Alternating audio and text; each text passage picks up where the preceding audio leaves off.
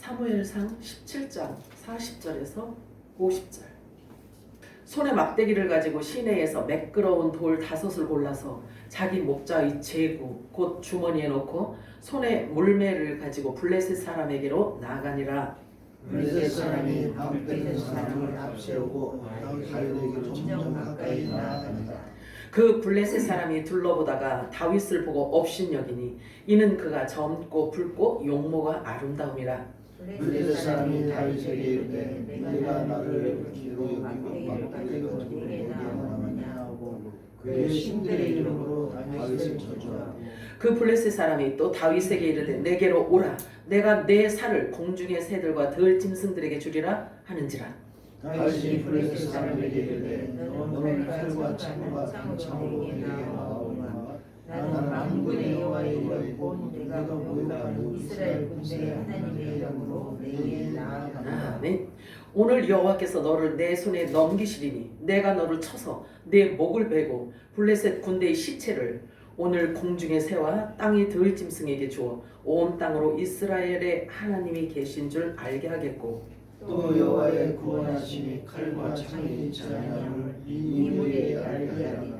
전쟁은 여호와께 속하는 것인즉 그가 너를 우리 손에 넘기시리라. 아멘. 블레셋 사람이 일어나 다윗에게로 마주 가까이 올 때에 다윗이 블레셋 사람을 향하여 빨리 달리며 손을 주머니에 넣어 돌을 가지고 물매로 던져 블레셋 사람의 이마를 치며 돌이 이마에 박힌 땅에 엎드려. 아멘. 50절 다 같이요. 시작. 다윗이 이같이 물매와 돌로 블레셋 사람을 이기고 그를 쳐 죽였으나 자기 손에는 칼이 없었더라. 아멘. 아멘. 우리 마라나타 세 번 외칠까요? 마라나타, 마라나타, 마라나타. 아멘. 오늘도 성령의 음성 여러분들에게 들려주길 축복합니다. 아멘. 오늘 읽은 본문 말씀을 가지고 이마에 박힌 돌. 무섭죠? 이마에 박힌 돌. 이마에 박힌 돌이라는 제목으로 우리 함께 은혜를 나눠보도록 하겠습니다. 아멘. 오늘 새해 들어서 첫 주일이네요. 그죠? 네. 하나님의 성령의 기름 부심이 여러분들에게 충만하게 임하기를 또 하나님의 영광이 여러분 머리 위에 임하기를 주님의 이름으로 축복해요. 아멘. 자, 근심 걱정과 염려로 해결되어지지 않는 일들이 지금 중첩되는 요즘의 현상들을 보면서 보여지고 들려오는 모든 것들이 사람의 마음을 무겁게 만드는 시간이 지금 흐르고 있어요. 이것을 일컬어 다사다난하다라고 표현을 합니다. 여러 가지 일이 많고 어려움이나 탈도 많았다는 뜻을 말합니다. 그렇다고 무사태평, 만사형통을 전제로 하는 것들이라고 한다면 우리가 오히려 큰 희망을 안고 안위를 받을 수 있겠으나 도리어 이것이 재난의 시작이라고 한다면 우리는 과연 어떤 스탠스를 취해야 하는가예요. 이것이 재난의 시작이라 한다면 과연 어디에 그 근거를 두어야 하고 어디에서 그 해답을 찾아야 하는가 하는 것입니다. 우리가 시험을 볼 때요. 지문을 정확하게 인지하지 못하면 주제와 개념을 이해하지 못하기 때문에 정답을 찾을 수가 없어요. 오늘 이 예배를 통해서 성령께서 우리 모두에게 한량없는 성령의 기름 부으심이 있어서 올 한 해 동안에 하나님께서 계획하신 하나님의 그 생각과 아버지의 그 생각을 저와 여러분 안에 가득 채워주시기를 주님의 이름으로 축복합니다. 아멘. 어떤 상황이 벌어졌을 때 사람들의 반응은 모두 다 다릅니다. 관점에 따라서 다르고 가치관과 성향에 따라서 다릅니다. 또는 그가 지금 처한 위치에 따라서도 관계가 있을 수 있어요. 어디를 바라보고 어디를 향해 가고 있는가에 따라서 똑같은 삶을 영위해 간다 하더라도 그 사람이 그 생각의 차이는 매우 클 수밖에 없어요. 아버지가 말씀하셨어요. 지금 우리 샘물교회는 오직 초지일관 개인 목표나 교회 목표나 오직 하나 진리로 거룩함을 이루어가는 것 그것입니다. 동의하시나요? 아멘. 그래서 공중에서 예수님을 만나는 것입니다. 최종 목표입니다. 자, 오늘 이마에 박힌 돌 말만 들어도 무겁게 느껴집니다. 우리나라 문화에 이마와 관계되어 있는 아주 관련된 흥미로운 표현들이 있어요. 이마를 맞대고 의논한대. 이마를 함께 맞대고 모여서 의논한다는 말이 있잖아요. 그치? 그 다음에 혹은 이마에 피도 안 마른 것이 어리다는 뜻이죠. 그치? 뿐만 아니라 나이가 가장 잘 말해주는 것도 이마에 사람의 얼굴 중에 이마예요. 주름의 그 상태를 보면 그 사람의 연령도 알아볼 수 있게 돼요. 하지만 물론 요즘에는 의학뿐 아니라 과학의 발달로 인해서 이마에 주름 없애는 것은 전혀 어려운 일이 아니에요. 이마 갖고 나이를 알아볼 수가 없어 지금은. 자, 그런 시대가 되기는 했지만 실은요, 사람의 이마는요 매우 중요한 역할을 해요. 이마는 추리력, 계획, 운동, 감정, 문제 해결 등 매우 중요한 고등 인지 지능을 갖고 있단 말이에요. 그 기능을 이마가 담당하고 있는 곳이에요. 특히 기억력이나 사고력을 조정하고 행동을 조절하는 역할을 하는 곳입니다. 뿐만 아니라 언어 생성, 언어를 만들어내는 언어 생성과 또 그런 중요한 기능도 언어를 수행하는 곳이 바로 이마라는 거예요. 이마. 다른 용어로는요 전두엽이라고 하기도 합니다. 그 중요한 이마에 오늘 보니까 그 거인 골리앗 이마에 다윗이 던진 물맷돌이 정확하게 박히게 되잖아요. 그죠? 그리고 쓰러지잖아요. 이게 괜한 얘기가 아니요. 지금 우리들에게 주시는 성령의 음성인 거예요. 왜냐하면 이게 영적인 어마어마한 영적인 이게 훈련이란 말이에요. 영적인 싸움이고 영적인 전쟁이란 말이에요. 지금 사무엘상 17장 4절에서 7절 읽겠습니다. 시작. 블레셋 사람들의 진영에서 싸움을 도두는 자가 왔는데 그의 이름은 골리앗이요 가드 사람이라.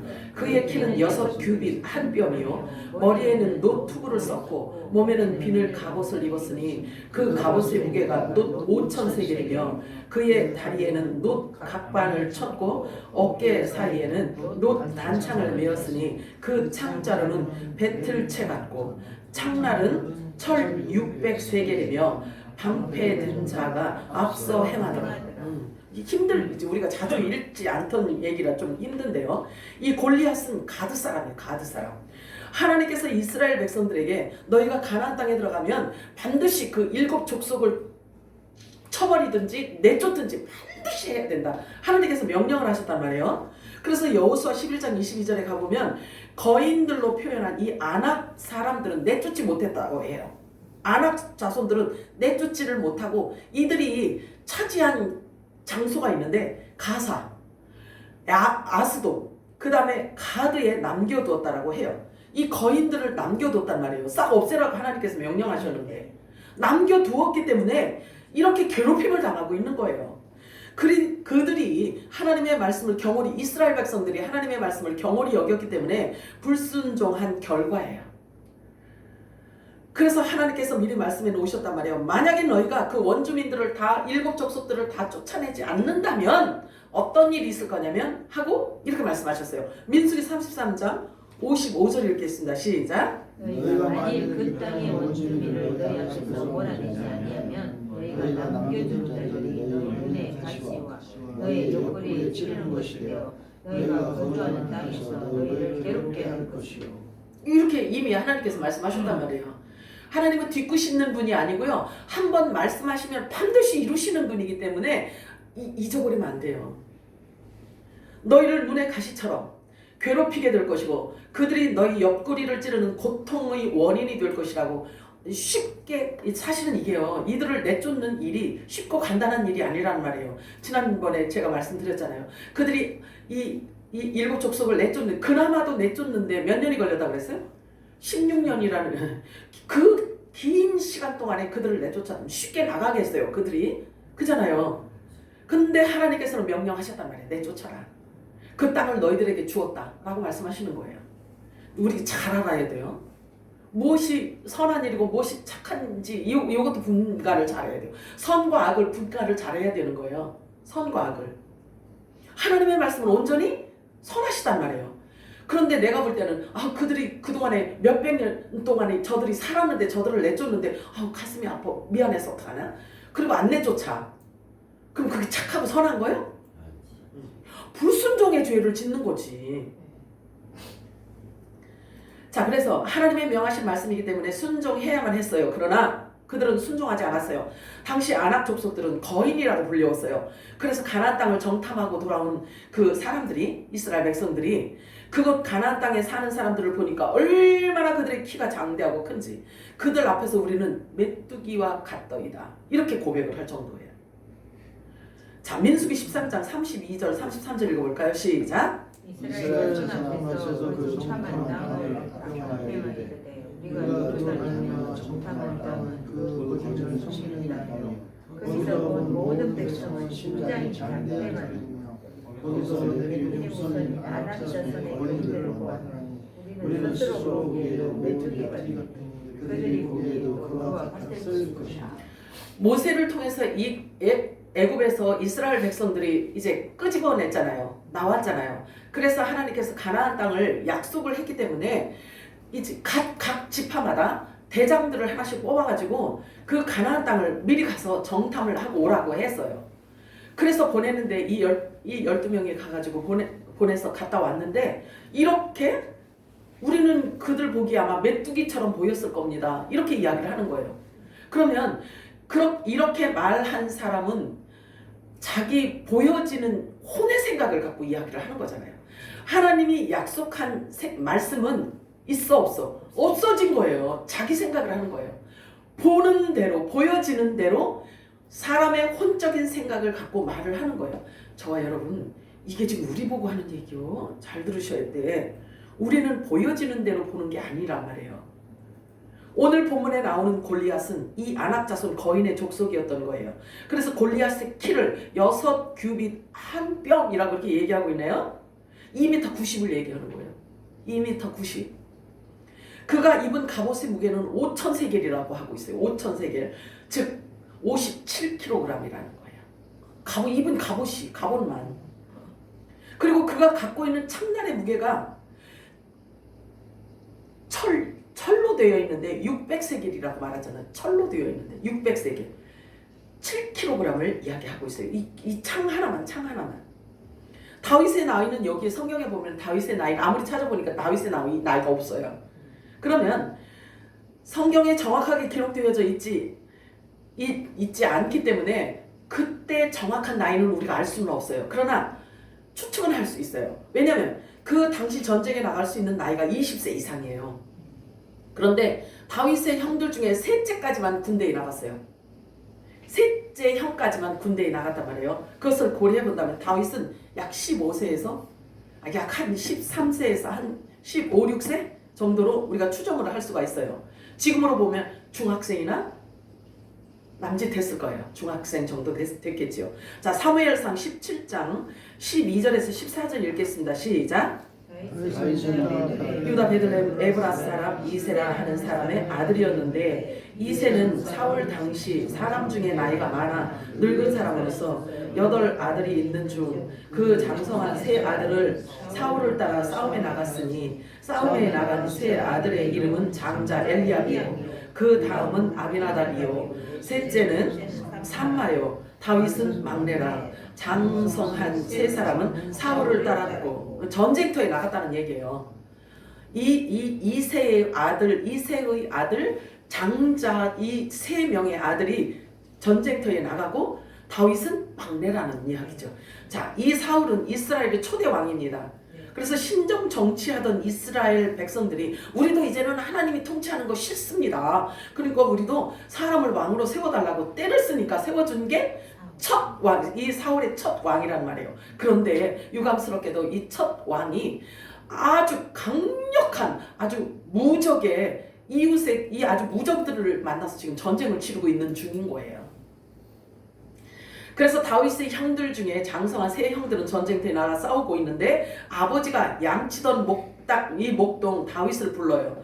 그래서 전쟁 중에 있는 이 형들에게 심부름을 가라고 다윗을 부릅니다.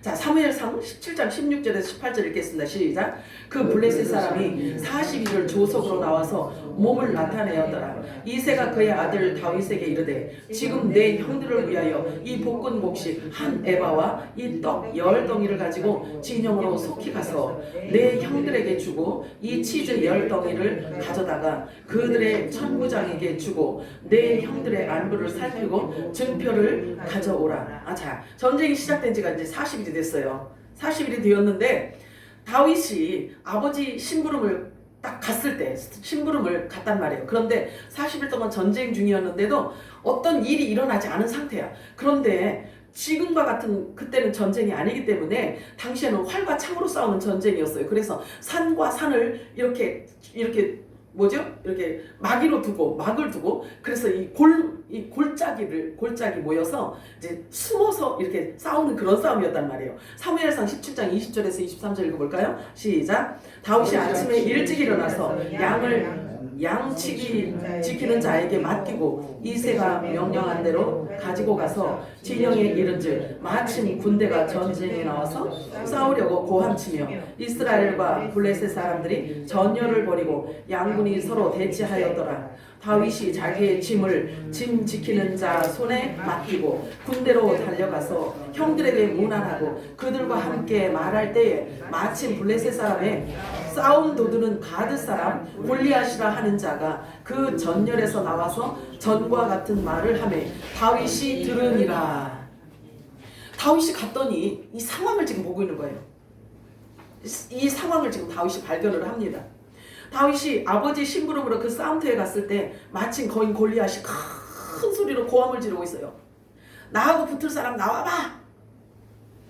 누구든지 내가 상대해 줄게. 누구든지 와. 덤벼봐. 이렇게 소리를 지르고 있는 거예요. 덩치가 크니까 얼마나 목소리가 우렁찼겠어요.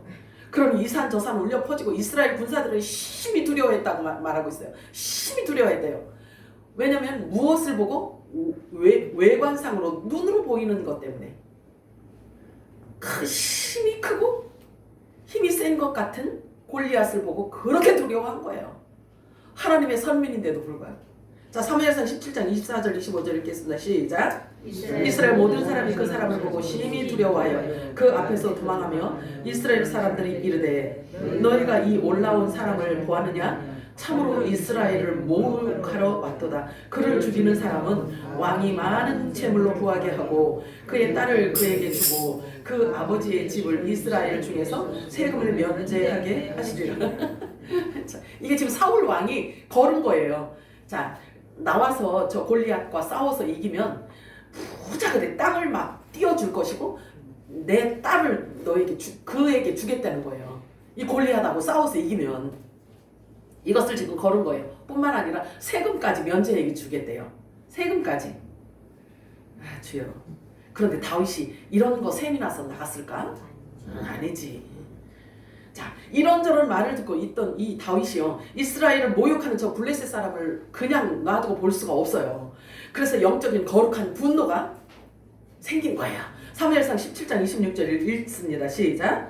다윗이 곁에 서 있는 사람들에게 말하여 이르되 이 블레셋 사람을 죽여 이스라엘의 치욕을 제거하는 사람에게는 어떠한 대우를 하겠느냐. 이 할례받지 않은 블레셋 사람이 누구이기에 살아계시는 하나님의 군대를 모욕하겠느냐. 자, 하나님을 군대하는 자들을 그 소리를 듣고 못 견뎠어요. 이 다윗이. 실은 이 상황에서 이스라엘 군인들은요, 두려움에 떨고 있었잖아요. 그지? 두려움에 떨고 있었고 어떤 사람 무서워 도망갔다고 얘기하고 있잖아. 무서워서 도망갔대요. 이 상황을 보니까 도저히 상대할 수 없는 강력한 힘을 가진 자들로 보였기 때문에, 자, 이 사람들은 누군가가 나서주기를, 강력한 자가 나서서 저 골리앗과 싸워주기를 얼마나 원하고 있었겠어요. 지푸라기라도 잡는 심정이지 아니었겠어요? 그치? 자, 그런데 이 이름은 없어요. 여기 보면은 이름은 없어. 그런데 어떤 사람이 다윗이 하는 말을 듣고, 아주 다윗을 봤을 때는 얼마나 어린 소녀냐고요. 이 소년 다윗이 용맹스럽게 하는 말을 듣자마자 사울 왕에게로 가서 일렀어요. 왜냐면 지푸라기라도 잡고 싶은 심정이야. 자기가 보기에는 골리앗하고 이 소년 다윗을 볼 때는 게임이 돼, 안 돼? 게임이 안 되는데 그래도 왠지 용감하게 얘기하는 거 들어보니까 그냥 그래 볼까 하고 왕한테 가서 이야기를 한 거예요. 사울 왕한테 나가가지고요, 이야기를 했어요. 이렇게 용기 백배한 사람이 나타났습니다 하니까 이제 왕이 그래요. 그래? 그러면 나한테로 보내봐라. 그게 누구인지 내게로 보내봐라. 사울 왕이 그렇게 이야기를 해요. 자, 사무엘상 17장 31절에서 33절 시작. 어떤 사람이 다윗이 하는 말을 듣고 그것을 사울에게 전하였으므로 사울이 다윗을 부른지라. 다윗이 사울에게 말하되 그로 말미암아 사람이 낙담하지 말 것이라. 주의 종이 가서 저 블레셋 사람과 싸우리이다 하니 사울이 다윗에게 이르되 내가 가서 저 블레셋 사람과 싸울 수 없으리니 너는 소년이요 그는 어려서부터 용사이니라. 자, 사울 왕도 깜짝 놀랐어요.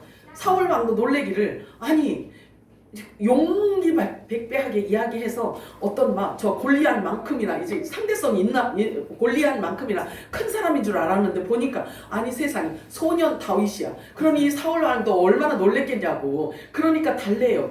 말이야 너는 저 사람하고 저 골리앗하고 너는 싸울 대상이 못 돼. 가서 네 아버지한테 가서 양이나 쳐.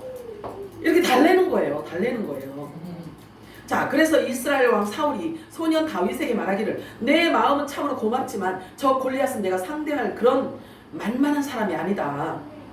자, 이 사울 왕도 무엇을 근거로 무엇을 기준으로 해서 말을 했냐면 첫째, 무섭고 크고 무시무시한 노투구를 썼고 그리고 갑옷을 입었기 때문에 그리고 키가 2m 90이나 되기 때문에 겉모양을 보고 놀란 거야. 그래서 너하고는 상대가 안 된다는 거예요. 그렇게 말을 한 거예요. 자, 그렇다면 이스라엘 백성들이 겉모양을 보고 눈으로 본 것 때문에 두려워하고 있다는 사실이죠. 자, 둘째는 저 골리앗은 말이야 어려서부터 맹렬한 훈련을 받아온 강한 용사의 소문을 들었다는 얘기지. 그치? 근데 싸워본 적은 없단 말이에요. 소문만 들었지. 골리앗이 얼마나 싸움을 잘하고 얼마나 힘이 강하고 얼마나 그런 자인지 용맹스러운 자인지를 사울이 소문을 들어서 알아버린 거예요. 그러니까 이 두 가지를 놓고 도저히 다윗에게 네가 싸울 상대가 아니다. 그러면서 집으로 가라고 해요. 소문으로 인해서. 사실은 지금 한국에서 일어나는 일들하고 일말에 비슷한 것을 제가 느끼게 돼요. 이제 한국은요 기준이 없잖아요. 법도 없잖아요. 법도 없어요. 그냥 머릿수 많으면 이겨. 머릿수만 많으면 이긴단 말이에요. 그래서 지금 사실은 그거 뭐지? 체포하는 것도 사실은 머릿수 국민들이 가갖고 이겼잖아. 그치? 언제 또 무슨 일이 있을지는 모르지만 진짜 고맙기도 해. 얼마나 고마워. 자, 그래서 사울 왕이 다윗에게 말을 해요. 자, 네가 상대를 할 사람이 아니다. 그러니까 내 아버지 양들이나 가서 치거라. 그리고 이 사울 왕의 속으로 생각하기를 반은 가소로운 생각이 들기도 하고 또 반은 기특하게 생각하기도 해요. 그래서 다윗을 집으로 돌아가라고 권합니다. 그랬더니 다윗이 사울 왕에게 이렇게 말을 해요. 사무엘상 17장 34절에 37절 읽겠습니다. 시작. 사람이 와서 양떼에서 새끼를 물어가면 내가 따라서 그것을 치고 그 입에서 새끼를 건져내고 그렇지. 그것이 일어나 나를 해하고자 하면 내가 그 수염을 잡고 그것을 쫓아낸다. 주의 종이 찾아와 훔쳤으니 살아계신 하나님의 군대를 모욕하는 이 하늘을 받지 않는 블레셋 사람입니까? 그가 짐승 중에 하나와 같이 되리라. 또 다윗이 이르되 여호와께서 나를 찾아내셨고 내가 건져내셨으니 나를 블레셋 사람의 손에서 건져내시리이다. 사울이 다윗에게 이르되 가라 여호와께서 나와 함께 계시기를 원하노라. 나는 말이야 이런 사람입니다. 염려하지 마십시오. 저 골리앗 할례 받지 못한 저 골리앗 놈 걱정하지 마십시오. 내가 가서 치고 오겠나이다. 이러니까 그러니까 사울 왕이 그러는 거 할 수 없어. 그래 그러면 하나님이 너와 함께 하기를 원한다 하고 보냅니다. 그래서 이에 사울 왕이잖아요. 왕이 자기가 입었던 그 군복을 벗어서 다윗에게 입혀요. 그리고 노트구를 머리에 씌워줘요. 그리고 왕이 갖고 있던 갑옷을 입혀주고 칼을 채워줘요. 그러니 그게 맞아? 안 맞는단 말이에요. 그 얼마나 불편해요. 그거 다시 내려놓고 이거 상관없습니다. 그리고 다윗이 시내가에 가서 다 벗어던지고 냇가로 가서 매끄러운 돌 5개를 골라서 골리앗을 향해서 나갑니다. 이 스토리야 이게. 3에서 17장은요 이런 스토리예요. 이렇게 해서 오늘 우리가 읽은 본문의 말씀으로 이어지고 있는 거예요. 실은 이 싸움에 등장하기 전에 이게 만용을 부린 게 아니에요. 다윗이 이런 경험도 물론 있었지만 16장에 보잖아요. 그러면 16장, 17장 이렇게 쭉 한번 가서 읽어보세요. 내가 이렇게 얘기해놓고 여러분들이 가서 읽으면 이해가 빨라요.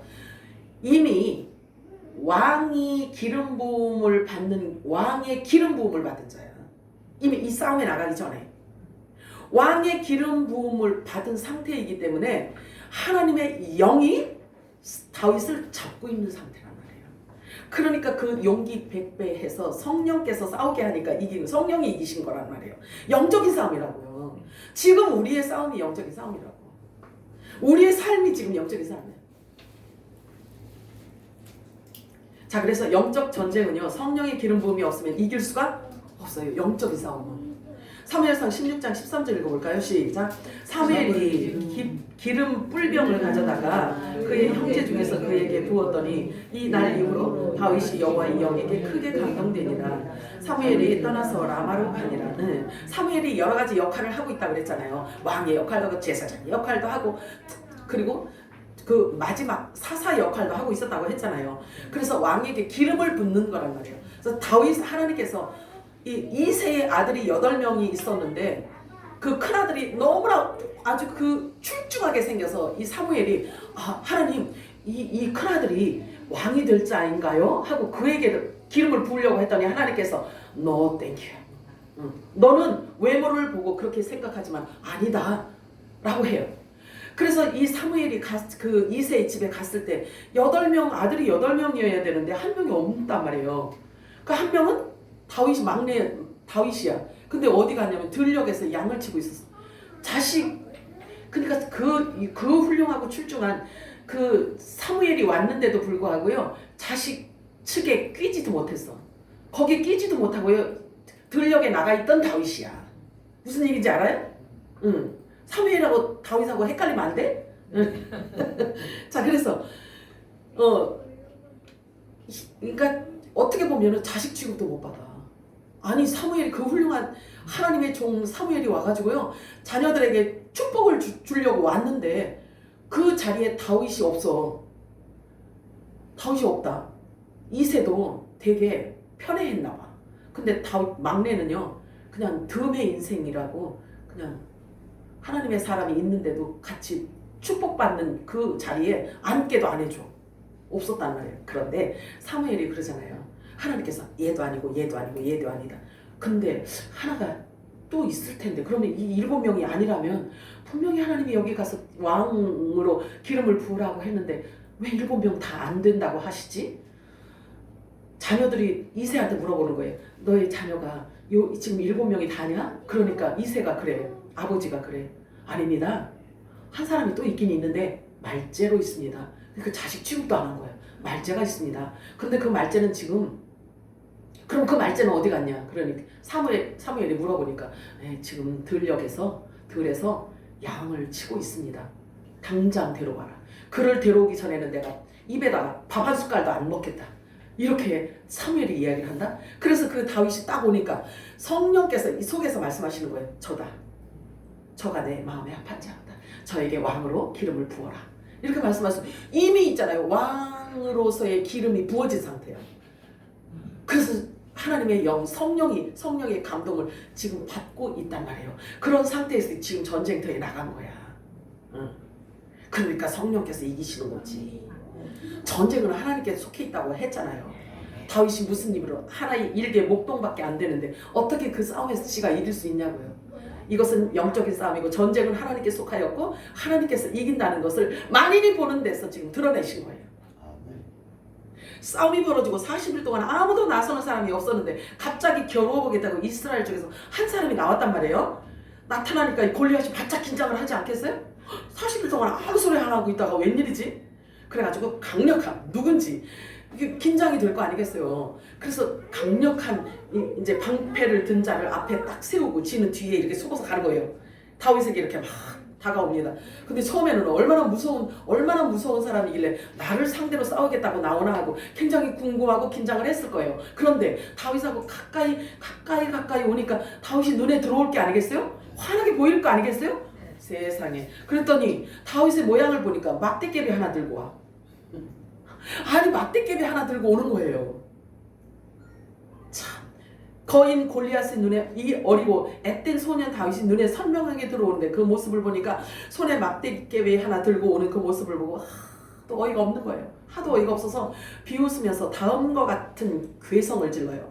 사무엘상 17장 41절에서 44절 읽겠습니다. 시작. 블레셋 사람이 기회된 사람을 앞세우고 다윗에게 먼저 나아가니까 그 블레셋 사람이 둘러보다가 다윗을 보고 생겼는데 이는 그가 젊고 굵고 용모가 아름다워. 블레셋 사람이 다윗에게 이르되 내가 나를 막대기를 가져다 내게 나왔느냐 하고 내 신들의 이름으로 다윗을 저주하고 그 블레셋 사람이 또 말씀이르되 내게로 오라 내가 내 사람을 움직이는 그가 너를 짐승에게 하느니라. 내용을 보니까 기가 막히죠. 그죠? 자, 그렇지.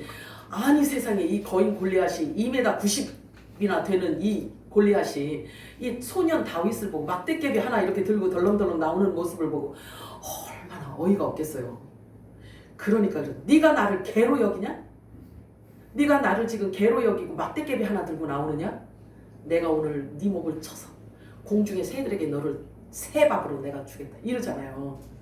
그러니 그 쩡쩡 울리는 그 소리도 사실은요, 이 성령님의 이 영적인 싸움이 아니라면 그 사람하고 골리앗하고 싸울 수도 없거니와 거기에 나갈 수도 없어. 40일 동안 꼼짝 못하고 무서워서 거기 전쟁터에 있지 못하고 도망가는 사람도 있다고 했잖아요. 오합지졸이 되어버렸잖아요.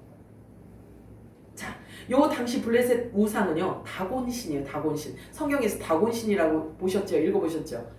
다곤신이에요. 그런데 이 다곤신은 메소포타미아에서 기원한 신으로 상반신은 사람이고요, 하반신은 물고기 형태로 묘사되어 있어요. 그래서 블레셋 사람들이 가나안 지역에서 정착하면서 숭배했던, 섬겨왔던 곡식의 풍요를 갖다주는 신으로 우상하던 자, 우상 숭배예요. 우상이에요. 그래서 풍요와 부요를 가져다주는 우상, 이 다곤신을 섬겼단 말이에요. 그래서 그 다곤신 이름으로 다윗을 저주하는 거예요. 자, 그런데 보세요. 내가 무슨 얘기를 하고 싶으냐면 모든 사람들은 크고 작음을 기준으로 해서 그 사람이나 개인이나 단체나 기관에 대해서 평가를 해요. 크고 작음을 갖고 크고 작음의 기준을 갖고 평가를 한단 말이에요. 모든 사람이 다 그래요. 모든 사람. 첫째는 크고 힘이 세다는 것을 가장 앞자리에 두고 성공이냐 실패를 이렇게 판단을 해요. 사람들은 평가를 한단 말이에요. 사실은요 어린아이들까지도 그런다고. 어린아이들도요 그런 가치관을 갖고 있기 때문에 큰 집 사느냐, 또 큰 차를, 좋은 차를 끌고 다니느냐, 큰 차 좋은 집을 소유했느냐 소유하지 않았느냐에 따라서 아이들조차도 갈라치기 한다는 얘기 들어봤어요. 저도. 그래서 그러니까 그게 뭐죠? 이렇게 뭐 아파트 어디는 어느 아파트는 일반 아파트고 어디는 임대 아파트 애들하고는 놀지도 말라고 그런 데잖아요. 자기네들끼리 그렇게 편가르기를 한대잖아요. 자, 그리고 지금 사람들만 그런 게 아니에요. 동물도 있잖아요. 동물들도 보면 자기가 위험에 처했잖아요. 그러면 위험에 처했다라고 생각이 들면 자기들의 몸을 이렇게 키우잖아요. 고슴도치 보니까 있잖아요. 그 무슨 뱀인가 이렇게 앞에 있으니까 고슴도치가 뼈 이렇게 가시를 있는 대로 이렇게 세우는 거 있죠. 이렇게 결국은 도망가더라고. 못 잡아먹더라고.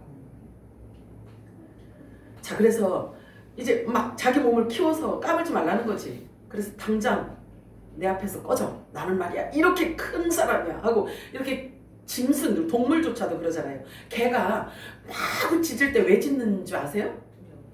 두려울 때, 위협을 느낄 때 가장 이렇게 크게 짖는다고 해요. 그러면 사탄도, 이 사탄놈도 있잖아요. 가장 강하게, 더럽고 추하게 그렇게 기승을 부리는 이유는 자신이 위협을 느끼고 있기 때문에 그런 거예요. 자기네들의 시간이 지금 얼마 남지 않았다는 것을 알기 때문에 지금 온 열방이 지금 흩어져서요. 자기네들이 시간이 이제 얼마 남지 않은 것을 알기 때문에 최대한 사람을 이용해서 지금 이 악을 뿜어내고 있단 말이에요. 자기네들이 시간이 얼마 남지 않았다는 것을 알고 있기 때문에 지금 칼춤을 치고 있는 거예요. 발작을 하고 있는 겁니다. 우리나라 속담에 계란으로 바위치기라는 말이 있습니다. 무모한 시도나 헛된 노력을 일컫는 말입니다. 그리고 다윗과 골리앗에 대한 이야기도요. 우리나라 속담보다 오히려 더 속담 위에 속담처럼 사용을 하고 있어요. 믿지 않는 자들도 이걸 사용하고 있단 말이에요. 크고 작음과 또는 믿음과 용기의 상징으로 사용되고 있습니다. 물론 크고 작음이 성공과 실패의 상징은 아니에요. 그럴 것 같으면 하나님께서 이게 영적으로 볼 때요. 크고 힘센 것이 성공의 표현이라면 하나님께서 성경 말씀에 하나님의 사람들을 다 키워놓으셨을 거 아니겠어요? 다 키워놔서 그냥 덤벼 그냥 막 이렇게 하지 않았겠어요? 그런데 아이러니하잖아요. 성경에 보면요, 다 초라해, 다 작아. 예수님도 그렇고. 지극히 크신 하나님께서 큰 것을 기준으로 해서 성공의 기준으로 삼는다라고 한다면 하나님의 그 전능하심으로 인해서 성경 안에 모든 하나님의 사람들이 그 인물들이 다 컸을 거란 말이에요. 이 골리앗처럼 이렇게 컸을 거란 말이에요. 그런데 그렇지 않아요. 엘리야도 850대 엘리야 혼자 싸웠어요. 그리고 또 이스라엘의 사사 시대에는 기드온이라는 사사가 있었는데 하나님의 사람으로 활동할 때인데요. 미디안과 전쟁이 있었단 말이에요. 미디안과 전쟁이 있었는데 나라를 지키기 위해서 전쟁에 나가겠다고 모인 사람의 수가 32,000명이나 되었어요. 이 미디안과 싸우기 위해서. 그런데 하나님께서 뭐라고 하시냐면 이 기드온에게 뭐라고 말씀하시냐면 사람 수가 너무 많다. 줄여라. 이렇게 말씀하세요. 줄여라. 300명으로 줄이라고 하셔요. 그런데 이 미디안 군대는 몇 명인 줄 아세요? 13만 5천 명이에요. 자, 사사기 7장 5절에서 7절 우리 함께 읽겠습니다. 시작. 인도하여 물가에 내려가서 여호와께서 기드온에게 이르시되 누구든지 개가 핥는 것 같이 혀로 무릎을 핥는 자들을 너는 따로 세우고 또 누구든지 무릎을 꿇고 마시는 자들도 그와 같이 하라 하시더니 손으로 움켜 입에 대고 핥는 자의 수는 300명이요 그 외의 백성은 다 무릎을 꿇고 물을 마실지라. 여호와께서 기드온에게 이르시되 내가 이 물을 핥아먹은 300명으로 너희를 구원하며 미디안을 내 손에 넘겨주리니 남은 백성은 각각 자기의 처소로 돌아갈 것이니라 하시니. 자, 하나님께서요 이 미디안과 싸우기 위해서 군사를 뽑는데 그냥 마구잡이로 뽑지 않았어요. 기준이 있었어요. 요 모양이 어떤 모양이냐면 목이 마르니까 이것저것 볼 것도 없이 무릎을 꿇고 막 퍼먹는 이런 자들이 있는가 하면 딱 자세를 딱 취하고 상대에서 어떤 적군이 와도 그 적군을 자기가 볼 수 있는 상태로 무릎을 꿇고 물을 떠서 이렇게 핥는 이 모습. 하나님께서 요 사람을 뽑았어요. 기준이 있다고요. 하나님의 사람을 뽑는데도 이렇게 기준이 있어요. 그러나 명수로 뽑지는 않는단 말이에요. 13만 5천 명을 상대로 싸워야 되는데 300명밖에 뽑질 않잖아요. 그런데 그냥 마구잡이로 뽑은 게 아니었어요. 이 상태가 준비되어진 상태를 지금 얘기하고 있는 거예요. 자, 그래서 이스라엘 300명과 미디안 군대 13만 5천 명과 싸워서 이긴 전쟁을 보았어도 우리가 알 수 있듯이 하나님은요 말이 많은 그런 왕들 보고 오히려 그렇게 말씀하세요. 왕들을 세우면서 하나님께서 말씀하시기를 말을 많이 두지 마라. 그렇게 말씀하신단 말이에요. 그 이유는 네가 말을 의지하다가 보면 보이지 않는 하나님이라고 너네들이 잃어버릴까 염려가 되니까 그러시는 거예요. 우리들에게 주시는 모든 말씀은 다 우리를 위해서 주시는 거예요. 우리를 벌거벗기려고 하고 우리를 이제 우리 있는 거 모두 다 빼앗으려고 이렇게 하시는 분이 아니란 말이에요. 시편 147편 10절과 11절과 15절 읽도록 하겠습니다. 시작. 여호와는 말의 힘이 세다 하여 기뻐하지 아니하시며 사람의 다리가 억세다 하여 기뻐하지 아니하시고 여호와는 자기를 경외하는 자들과 그의 인자하심을 바라는 자들을 기뻐하시는도다. 그의 명령을 땅에 보내시니 그의 말씀이 속히 달리는. 지금 우리가 영적인 싸움을 하고 있습니다. 그런데 하나님께서 하나님의 말씀이 빨리 달리도록 지금 하나님께서 하나님의 말씀을 지금 보내고 계세요. 저와 여러분에게 영적인 준비, 영적으로 준비된 자가 되기 위해서 말씀을 빨리 보내고 있단 말이에요.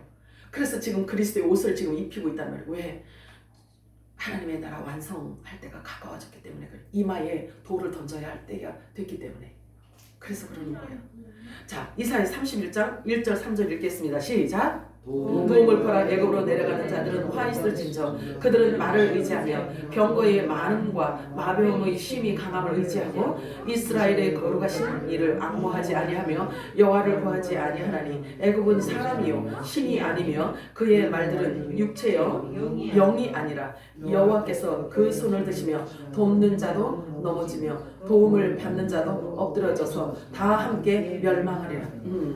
애굽이라는 것은요 세상을 의미해요. 그런데 세상의 강한 힘을, 세상 힘을 상징하고 있습니다. 그래서 이스라엘 백성들이 애굽으로 가려고 하니까 하나님께서 이렇게 말씀을 하시는 거예요. 안 된다.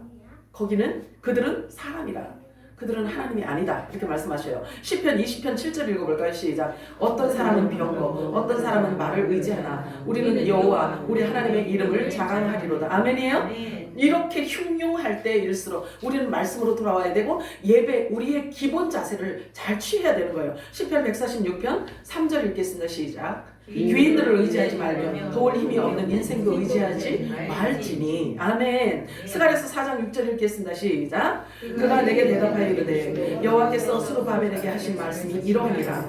만군의 여호와께서 말씀하시되 이는 힘으로 되지 아니하며 능으로 되지 아니하고 오직 나의 영으로 되느니라. 아멘. 세상을 이길 수 있는 힘, 성령의 능력이 우리들에게 입혀지지 않으면 우리 미혹에 넘어갈 수밖에 없어요. 자, 미디안의 14만 5천 명과의 싸움에서 왜 하나님께서 이스라엘 군사를, 이 군대의 숫자를 이렇게 이해가 안 될 만큼 작은 숫자로 하나님께서 줄이셨냐면 그 이유를 다음과 같이 설명하고 있어요. 사사기 7장 2절 읽겠습니다. 시작. 여호와께서 기드온에게 이르시되 너를 따르는 백성이 너무 많은즉 내가 그들의 손에 미디안 사람을 넘겨주지 아니하리니 이는 이스라엘이 나를 거슬러 스스로 자랑하기를 내 손이 나를 구원하였다 할까 함이니라. 아멘. 저와 여러분이 하나님 앞에 서기 직전에 지금 놓여 있는데요. 저와 여러분의 이 싸움은요 이제 피 터지는 영적인 전쟁인 거예요. 이걸 꼭 아셔야 돼요. 우리에게 주어지지 않는다고 비행기 사고가 나하고 관계없다고? 세상이 이렇게 이런 거 나하고 관계없다고? 아니 싸우는 건 걔네들이 싸워. 광화문 나가는 애들은 니네들이 나가서 싸워. 아니에요. 우리가 합심해서 기도하지 않으면 안 돼요. 자, 여기 보니까 이스라엘 백성들이 사람 수가 많아서 미디안 전쟁에서 싸우면 분명히 이 전쟁은 하나님 손에 달려있기 때문에 미디안하고 싸울 때요 많은 명수가 가도 분명히 하나님께서 이기게 하신단 말이에요. 그런데 명수를 줄이라고 한 거는 그 많은 명수로 가서 싸워서 니네들이 이기면 하나님이 이기게 했는데도 니네들 스스로 이겼다라고 니네들이 자긍하고 교만할까봐. 교만하면 하나님 앞에 죄를 짓는 거잖아요.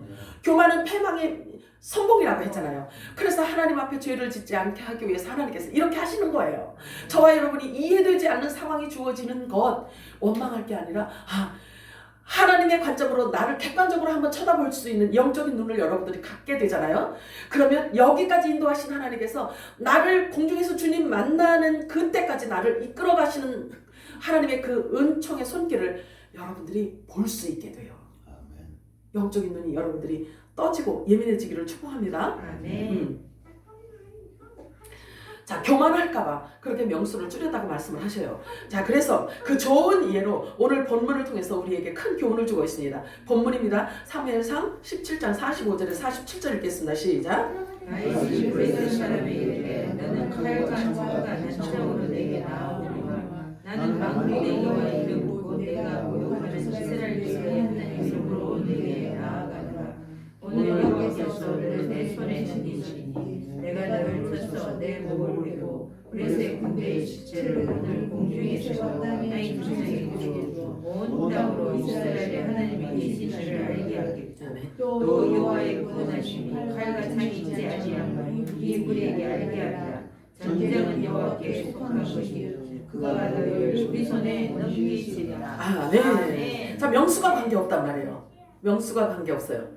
자, 그런데 기드온은 하나님의 음성을 직접 들었기 때문에 300명이라는 숫자가 사실은 두렵지 않을 거란 말이에요. 하나님의 음성을 들은 상태니까. 하나님이 약속하셨기 때문에. 그지? 그런데 이 병사들은 자칫하면 우리 명수 보고 저 13만 5천 명 보면 기가 꺾일 수가 있단 말이에요.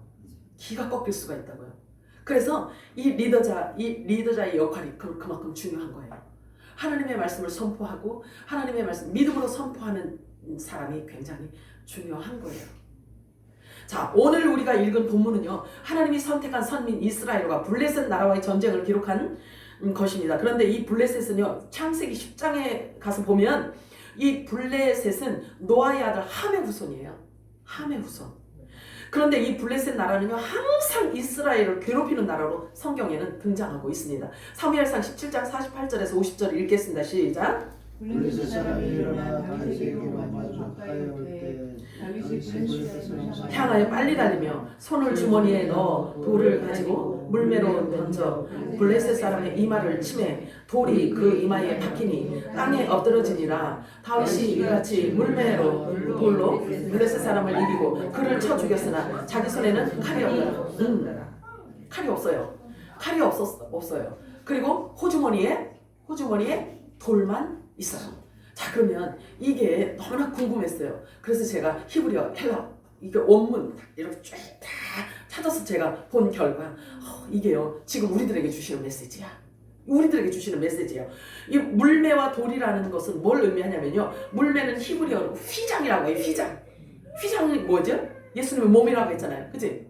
휘장이에요. 그럼 이 휘장이면 지성소 안에 있는 생명수를 먹을 수 있어, 없어? 있어. 그걸 얘기하고 있어요. 물매는. 그리고 돌은 주춧돌이라는 표현을 하고 있어요. 그럼 주춧돌이라고 하면 성경에 보면은 여러 곳에서 예수님을 모퉁이 돌이라고 하잖아요. 모퉁이 돌이라고 하잖아요. 그래서 모퉁이 돌이신 예수 그리스도의 새 언약의 말씀이에요. 결국 새 언약의 말씀이란 말이에요. 이해가 안 돼요? 이렇게 갖고 성경을 보세요. 그러면 보여져. 자, 그 다음에 그래서 이 새 언약의 말씀을 의미하고 있고요. 천국 복음을 뜻합니다. 지금 샘물교회 주시는 주님이 그러셨어요. 네가 외치는, 네가 선포하는 그 메시지를 얘기해. 우리 하나님이 이 정도로 우리를 지지하신단 말이에요. 지금 샘물교회에서 선포되어지는 그 메시지라는 거예요. 이게 물매와 돌이. 아멘. 이 적그리스도 이마에 이 적그리스도를 의미하잖아요. 이 골리앗은요. 적그리스도 이마를 정통으로 뚫고 들어가잖아요. 돌이. 그래서 바로 고꾸라지잖아. 이 주머니라는 뜻은요, 이삭 죽기, 주워 올리다라는 뜻을 갖고 있어요. 거두다라는 뜻을 얘기하고 있는 거예요. 그러니 이 모든 게 다 지금 우리들에게 주시는 메시지고 우리들에게 주시는 사명인 거예요. 이게요. 그래서 이 마지막 때에 다시 예언하는 천국 복음으로 이제야말로 이삭 죽기 주어 올릴 자를 하나님께서 거두는 때가 된 거란 말이에요. 그러니 우리들에게 이렇게 왕의 기름을 붓고 계시지. 이 권세와 능력을 우리들에게 주시는 거예요. 하나님께서 저와 여러분에게 부어주시는 이 기름 부으심은요, 왕의 기름 부으심이에요. 여러분들이 믿으시기 바라요. 자, 바울은요, 우리에게 사랑과 용서와 순종에 대해서 매우 강조하고 있어요. 이와 같은 것을 바르게 알지 못하면 사탄의 속임수에 넘어갈 수밖에 없기 때문에 그래요.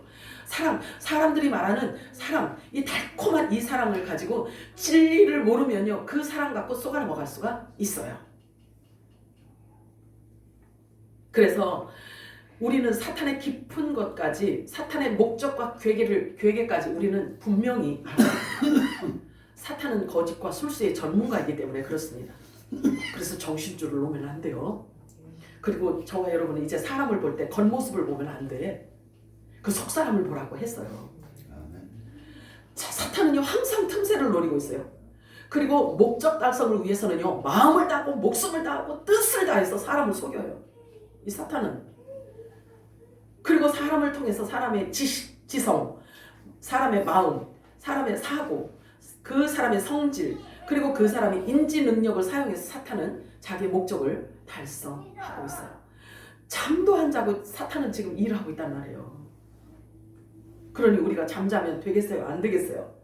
절대로 안 됩니다. 그래서 사탄은 사람이 고안해내는 그 기관인 그 사람이 생각을 만들어내는 그 기관이 바로 이마란 말이에요. 이마. 그래서 그래서 지금은 천사들이 사람의 하나님의 종들 이마에 인을 치는 때라고요. 지금이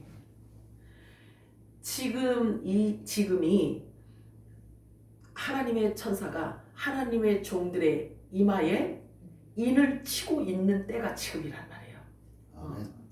그런데 천사의 그 인을 받으면 순교는 하되 짐승표는 받지 않아요.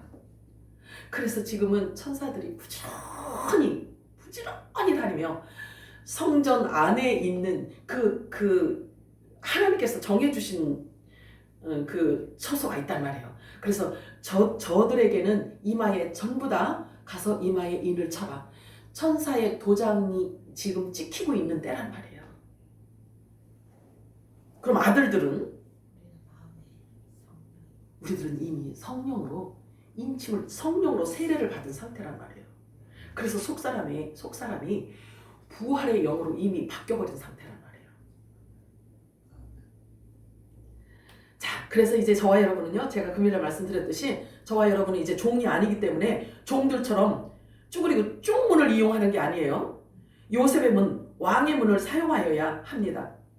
우리에게 성령을 주신 그 이유를 예수님은 다음과 같이 설명하고 계세요.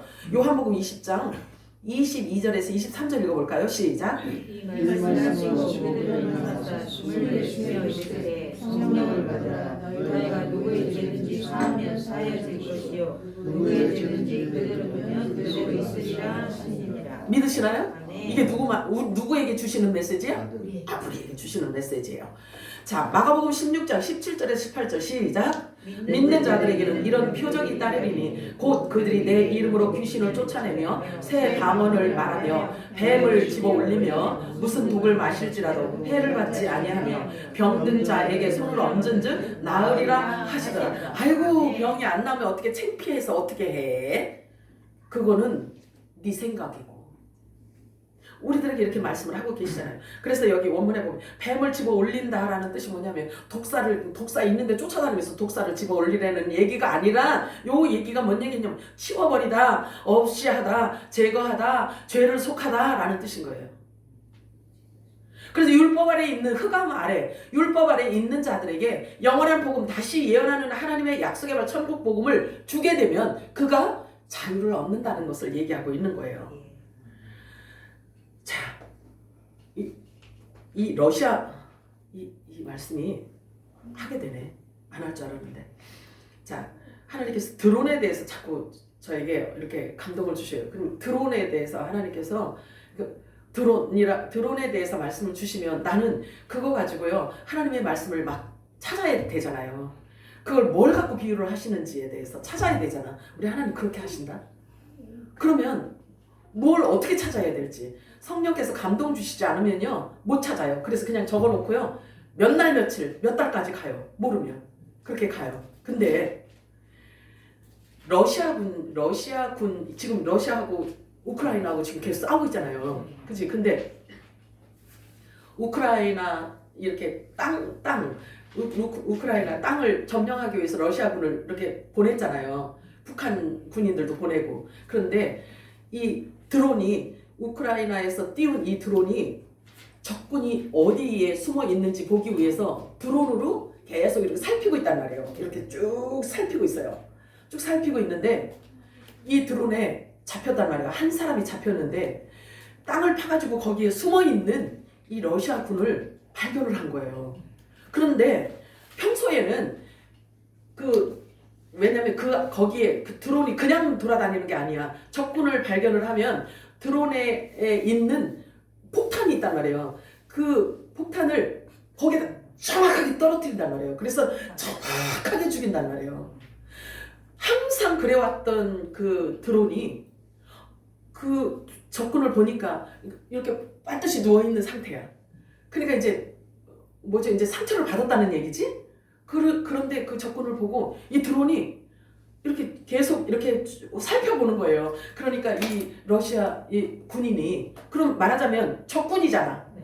항상 적군에게는요 폭탄을 터뜨려서 바로 죽인단 말이에요. 바로. 그러는데 이 드론이 이렇게 한참 살피는 거야. 한참 살피고 있는 동안에 보면서 얼마나 무섭겠어요. 드론만 지나가면 다 죽으니까. 그잖아요. 그러니까 무서워서 이 러시아 군인이 무서워서 나 살려달라고 손을 들었어. 이렇게 살려달라고 손을 이렇게 들었어요. 그러니까 이 드론이 잠깐 어디로 가버렸어. 잠깐 어디로 갔다가 그거 보면서 제가요, 나 정말 또 가슴이 이렇게 벌렁벌렁해. 근데 갖고 있던 수류탄을 딴 데다 놓고 그리고 그 안에 물병 하나 하고 그 다음에 그 아플 때 맞는 그 진통제 있잖아요. 진통제 주사기하고 그 다음에 쪽지 하나 하고 이렇게 똘똘똘똘 말아서 다시 그 러시아 군이 이렇게 누워서 꼼짝달싹 못하고 있는 그 러시아 군인한테 그거를 이렇게 떨어뜨린다. 가까이 가서 이렇게 떨어뜨려. 그래서 이 군인이 그걸 보니까 거기에 물도 있고 진통제도 있고 그리고 요만한 쪽지가 있는 거예요. 그래서 그거를 물을 보자마자 물을 뻘뻘뻘 마시고 이제 통증이 있으니까 그 주사를 맞고 그리고 나중에 그 쪽지를 들여다보니까 드론을 따라와라 이렇게 한 거야. 드론을 따라오라 라고 쪽지가 써져 있는 거예요. 그러니까 이거 막 자기 스스로 이렇게 맞고 물 한 병 다 뻘꺽뻘꺽 마시고 그리고 나서 그 드론이 거기까지 인도하는데 그렇게 쉽지는 않았다고 해요. 왜냐면 그 러시아 군이 어디 적군 쪽으로 우크라이나 쪽 군인 쪽으로 가게 되면 어딘가에서 총을 쏴서 죽이니까 그래서 살리기가 그렇게 쉽지가 않대요. 그런데 그를 살려서 러시아 군 이렇게 그거 뭐라고 하지? 막 속에 그 안에 넣는 거를 보고요. 제가 가슴이 벌렁벌렁했어. 사실은 그렇게 싸움 터에서도 그 전쟁터에서도 한 영혼을 살리기 위해서 한 사람을 살리기 위해서 그렇게 애를 쓰고 그렇게 온 힘을 다해서 그 한 사람을 살려내는 그것도 적군인데 그 적군에 의해서 자기 군인이 죽었을 수도 있잖아요. 얼마나 많이 죽었는지 상상도 못 하잖아요.